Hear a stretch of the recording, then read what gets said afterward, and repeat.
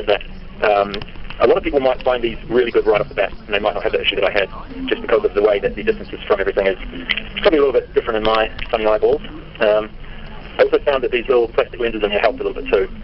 To be honest, I couldn't really tell a whole lot of difference when I tried them, but if anything, I think they helped. And I've taken them out, so I'll just leave them in there. Yeah, so very, very convenient, easy to use, light, portable, wonderful. So I think it's pretty hard for me to go back to a face box at this point. Let me just mention some of the bad points that I didn't like. I got sick of this battery pretty quickly. It's a 2-cell 1000 milliamp hour battery. It's got a nice thing on here where you can see how well charged it is. But it goes flat real quick. I think I managed to fly maybe six or eight batteries or something one time. Probably less than actually, about 6 batteries in it. It's nice that it starts beeping those. I think the circuitry in here is detecting whether it's a 3-cell or a 2-cell. You can use 2 or 3, and it's detecting when it's getting too low, and then it'll beep and let you know that you're going to run out of battery instead of just dying. So that's pretty nice. But it was really annoying how it just ran low so quick. So I only ever used it a couple of times like that, and then what I did was I made up this cable where I can put any old 3-cell battery that I have spare, lots of them, now that I've moved to 4-cell for flying mini quads. I have a lot of 3-cell batteries around that I'm not using much, so I can use them for this. And I found a plug and just soldered that on there, and everything was great for about a month, until a couple of times I had a strange problem where all of a sudden it just lost power. And I narrowed it down to the fact that these plugs, although they slot in there okay, they're not the same. We're going to have a focus here. So you can see the one on the right, that's the one I made. The one on the left is the proper fat sharp one. And inside of it is a fair bit narrower than the one I made. And it also has these little, what appears to be some sort of a spring-loaded tabs inside on each side of it there. A little bit hard to really get a look at that, but when you plug this in, it's harder to get in and a lot harder to get out.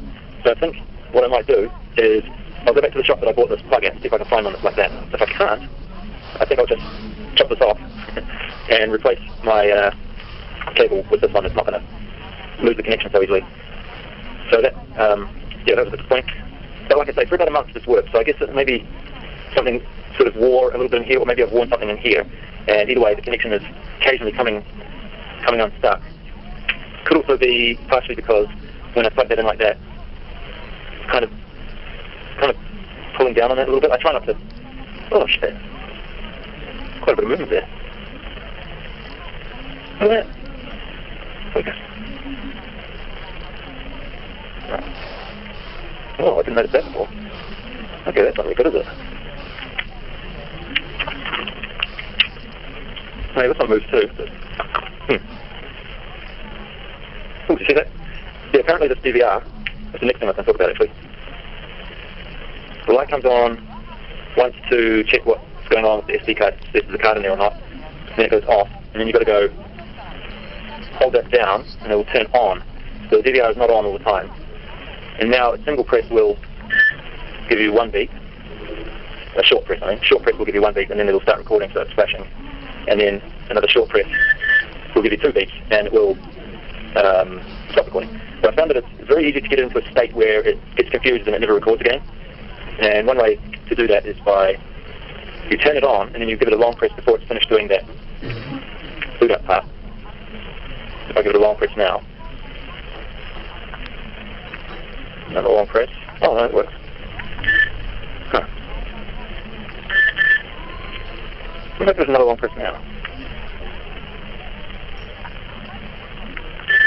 What?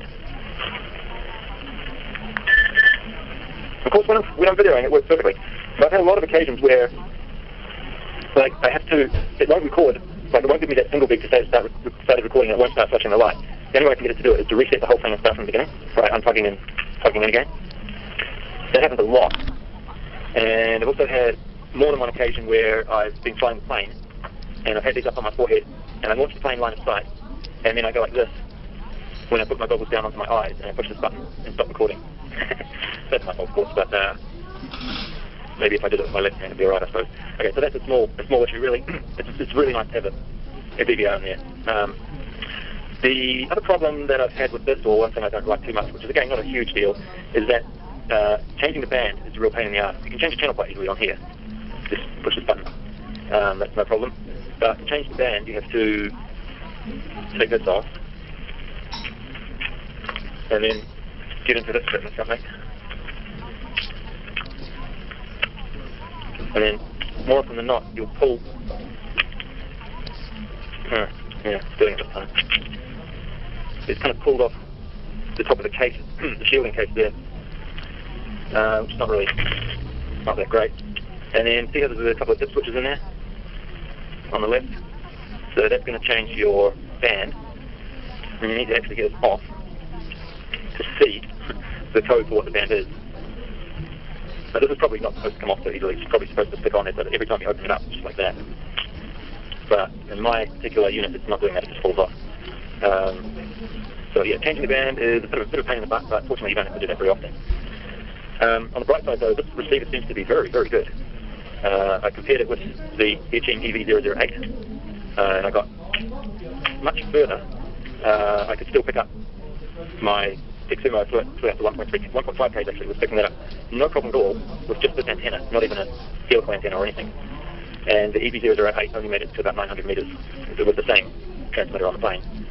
So I'm quite impressed with this. And I've also noticed that it's better than the, I forget what the brand is that I have on my Quantum V2s, but it's quite a bit better than that as well. So whether it's the receiver or the antenna, I'm not sure, because I only use this receiver and this antenna together, but it does a really, really good job of picking up the signal. A little bit finicky to get it in the right place. There you go. So yeah, I'm really, really happy with these buttons. And they were $350, which I think is not too bad considering the price you can pay for some of the other ones, and you still need to buy a receiver and antenna to go with them. And I think the money is in the right place. Like I say, I didn't really want to have a HD 800 by 600 version. I didn't really need that. Didn't need head tracking, although you can head tracker in there if you want to. That's what this is. Didn't need HDMI in or out or anything like that. So it has exactly what I wanted and nothing more really, and the price to go with it. So I'm really happy with these, and they've opened up my flying experience a lot too, because now I stand up to fly, whereas I used to sit down, and this has just let me go to a lot more places, and it's just so much more convenient. I have yet to experience the fogging up that people complain about. It's been fairly warm here lately, and it's getting into summer, so it might be a while before I have that kind of trouble, but I'm sure we'll get past it. It has a little fan on there to help you with that. Oh, yeah, but you need to be using this, I suppose. So this is not actually a balance plug. It's a bit of a strange one, because it only has a two-cell battery, but we've only got two wires coming in here, so this is the bottom and the top of the battery. And this is only really intended to power the fan. So you plug it in there. It's actually 3 pins, but only 2 of them are going to be used. So you plug that in there, and then you hit this button. I don't know if you can hear that, but it's super, super quiet. I thought it wasn't going for a while at first, but it's running. So it's completely separate to the rest of the circuitry, I think. So I don't have the main part of it powered up here, of course. So I guess as long as you can figure out a plug. As long as you can figure out a 2-cell balance plug to replicate this with your own, whatever kind of battery you make up for yourself, you should still be able to power that fan without any trouble. It's a bit of a strange thing though, because even though this is a 2-cell battery, without a proper balance plug, you can't balance the cells in there properly, right? You just have to charge it as if it was a single-cell battery and hope that the cells stay balanced. So, it's a bit strange, but I do like using this for the portability. It's not heavy at all, it's really, really light. But I just don't like the fact that it goes flat so quickly. Okay, so the last thing I wanted to talk about was this GoPro Session. This has turned out to be quite a nice little camera. The video quality you get from it's not really anything amazing. It's sort of pretty similar to the Xiaomi Yi. Better than the Mobius, I think. Probably about the same as the Runcam 2. Similar to the Xiaomi Yi 2. It doesn't really amaze me or anything, but the audio quality is a lot nicer.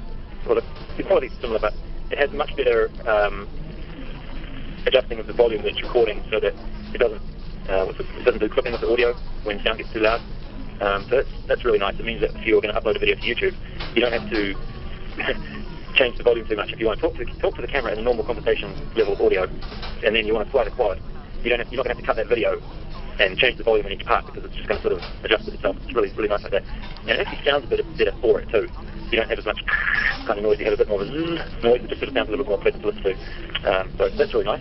The battery lasts pretty well. Actually, one of the reasons I got this was I saw that video that Mr. Steele made a while ago, and he said he changed all his quads to these, and I thought, well, it must be good, so I thought I'd check one out. And he said the battery lasts for ages, and I can't really disagree. I have yet to go through the battery. I think I flew 10 batteries in a row the other day, which is the motocross track again. That's lots of fun, that place. And I flew 10 batteries and the camera was still going, so I really don't know how long it would last. But it's a good thing it does last for a while, because you can't change the battery on this one. Well, I suppose you could if you really, really wanted to. But the way I've mounted it here is very, very convenient. The button to start and stop it is on the top, but because this is kind of soft, you can just push through it, and it will start recording like that. Oh, there's no carbon there, so it stops, but I mean, yeah, you just push through there. There is a little LED screen on the top to show you what mode it's in, but you don't really need to look at that once you set the mode to whatever it is you want. It's nice that there's an LED on the front, like we just saw, and also on the back down here. So pretty much whatever angle you're looking at it from, you can see that it's recording or not, which is a really nice feature. I don't know if that's what they intended, probably was, but I've noticed a few times that when I'm flying, I'll forget whether I've turned my camera on or not, so I'll have to go over and look at it before I launch again. And if you can just look at it from pretty much any angle and see whether it's on or not, that's really helpful. The way I've mounted it here ended up being very, very convenient too, because the way the SD card and the USB for charging are here. Focus, yes, there we go. Micro SD. And there's a sort of a rubbery seal thing here, because this is supposed to be waterproof to 10 meters, they say. So it has a very nice feel to it too when you close it down and when you open it up. I have to admit it does have a little bit more of a quality, like fit and finish is over and above the Xiaomi E and the run cam. And it's sort of, a lot of it, the main frame part here is metallic as well, so it definitely does feel like more of a quality product than those other cameras, which is good because it costs more. So the way I've ended up mounting it here,